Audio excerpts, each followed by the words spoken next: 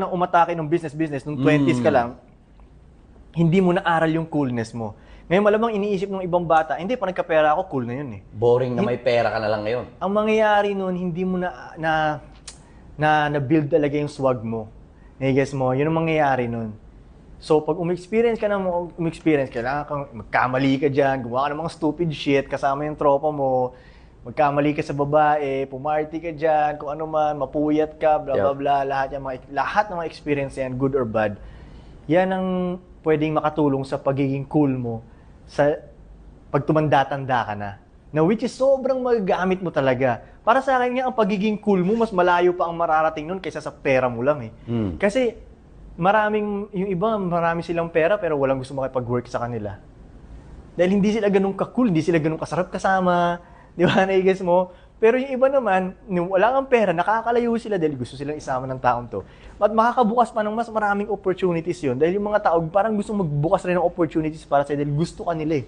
Nai-guess mo? So, nung 20s ko, yun, akala ko, pero hindi ko alam. Akala ko nga mali yung ginagawa ko eh. Iniisip ko, grabe.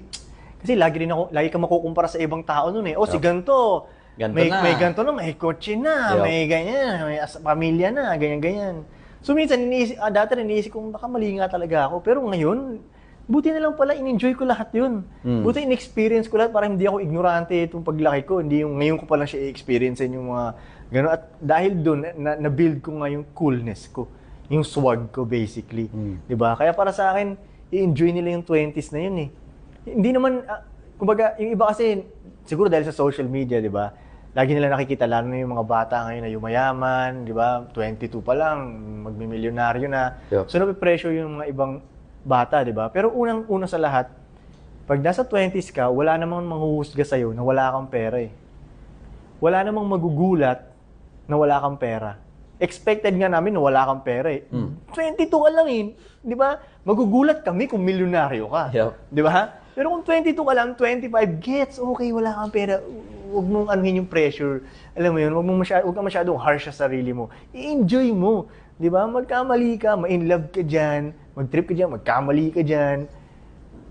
Pwede ko nga sabihin, makulong ka ng, hindi yung matinding kaso Pero alam mo yun, kung may experience kang ganun, parang yan, ang daming ibang nakulong sa maliliit na kaso man lang, pero nakadagdag yun sa kwento ng buhay nila. Ang dami nila natutunan doon, kumbaga, di ba?